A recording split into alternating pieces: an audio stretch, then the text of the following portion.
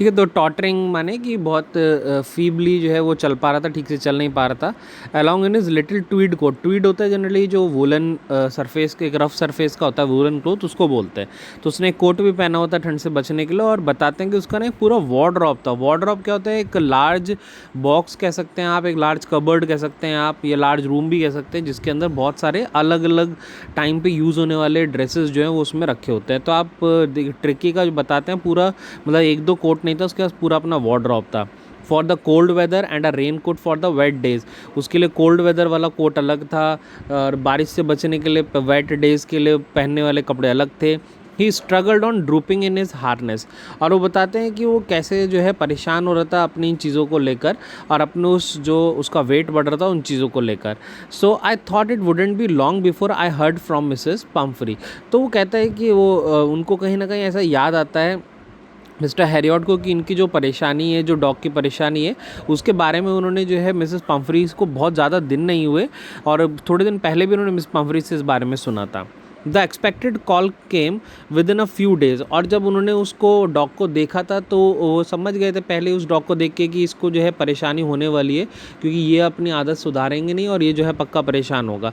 तो वो उसको देखते ना समझ गए थे कि अभी कुछ दिन पहले ही तो मैं उनसे मिला था। ये जो ऊपर इमेज दिखा रहे हैं ना, मतलब ये पहले वाली है कि कुछ दिन पहले तो मैं उनसे मिला ही था जब मैंने देखा था, और डॉक्टर समझ गए थे कि मेरे को पक्का जो है इसकी कॉल आएगी क्योंकि बीमार होने वाला है। तो कहते हैं expected call came with in a few days, और वैसे ही हुआ।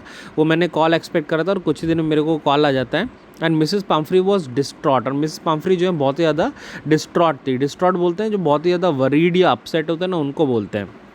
तो वो कॉल पे दिख रहा था साफ कि मिस पम्फ्री बहुत ज़्यादा जो है अपसेट हो रखी हैं, because tricky would eat nothing, क्योंकि ट्रिकी अब कुछ खा नहीं रहा था। अब खा क्यों नहीं रहा था? Refuse even is favourite dishes, वो बता रही है कि उसकी जो फेवरेट डिश है वो तक उसने रिफ्यूज़ कर दी है। And yet bouts of vomiting, bouts बोलते हैं एक शॉर्ट पीरियड के अंदर जो है किसी घटना को होना, तो शॉर्ट पीरियड के अंदर कहती हैं उसको जो है काफ़ी वॉमिटिंग वगैरह भी जो है आ रही है। तो अब क्यों? तो क्योंकि एक लेवल तक ही वो खा सकता था, अब वो उसको खिलाए जा रहे हैं, और जो डॉग की चीज़ें नहीं है वो भी उसको खिलाए जा रहे हैं, तो ऑफकोर्स और एक्सरसाइज उसको मिल नहीं रही है उतनी कि उसको पचा सके, तो कहीं ना कहीं उसके अंदर पेट में जो उन्होंने इन्फेक्शन कर दिया उस खाने ने, और अब वो ये हालत हो गई उसकी कि उसको जो है वॉमिटिंग लगना शुरू हो गया। एंड ही स्पेंड ऑल इस टाइम लाइंग ऑन अ रग एंड पेंटिंग, और कहती है कि रग होता है जो फ्लोर पे कवरिंग होती है ना, उसको बोलते हैं generally mat type.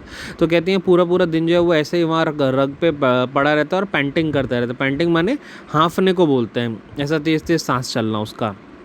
And didn't want to go for walks, didn't want to do anything, कह रही वो इतना ज़्यादा मतलब परेशान हो रखा है, बीमार हो गए कि वहीं पड़ा रहता है ना, और पेंटिंग करता रहता है, सांस उसको फूलता रहता है, हाँफता रहता है, और ना तो वॉक के लिए जाना चाहता ना ही कुछ करना चाहता।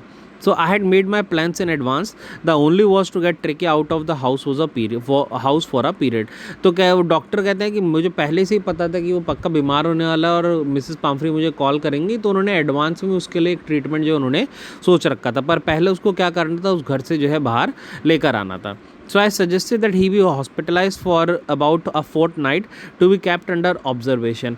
तो उन्होंने बोला कि डॉक्टर हेडॉट ने कि ठीक है मैम, अभी जो है ये हालत ज़्यादा गंभीर है और इसके लिए आपको जो है इसको हॉस्पिटलाइज कराना पड़ेगा, और वो भी लगभग फोर्टनाइट के लिए। फोर्टनाइट माने लगभग 2 हफ्ते के लिए या 15 दिन के लिए जो है उसको आपको जो है हॉस्पिटलाइज कराना पड़ेगा।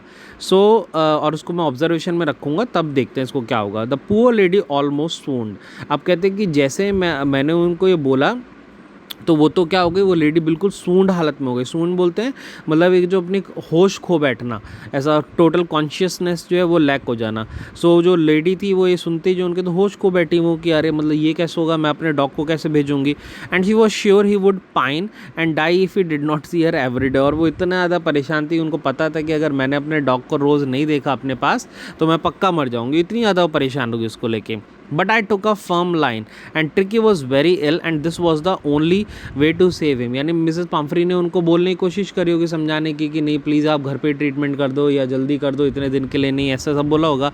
पर वो कहते हैं कि मैं अपने पॉइंट पे बिल्कुल फिक्स था और मैंने बोल दिया स्ट्रिक्ट था मैं कि नहीं आपको इसको जो है एडमिट कराना ही पड़ेगा 15 दिन के लिए, वो भी। So I thought it best to take him without delay and followed by Mrs Pumphrey wailings I march out to the car carrying the little dog wrapped in a blanket. और कि उसने भी, डॉक्टर ने कहा कि मुझे लगा कि मुझे बिना डिले करे, क्योंकि डिले जितना ज़्यादा करेंगे मैं ये इसकी मैडम जो उतना ज़्यादा परेशान होंगी, मिसेस पाम्फ्री। तो कहते मैंने बस उसको फटाफट वहाँ से लिया और मैं उसको जो है ऐसा एक ब्लैंकेट में मैंने उसको रैप करा और अपनी गोदी में उठा के उसको जो है मैं वहाँ से लेता। और पीछे पीछे मिसेस पाम्फ्री के वेल करने की आवाज़ जो आ रही थी, वेलिंग माने उनके जोर जोर से रोने की जो आवाज़ जो है वो आ रही थी।